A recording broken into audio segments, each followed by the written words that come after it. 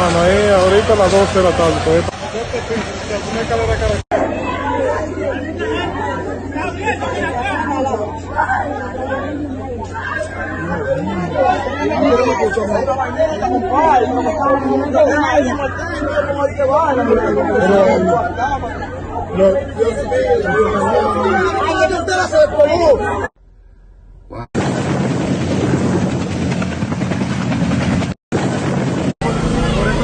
Se cayó el techo del yeso, señores.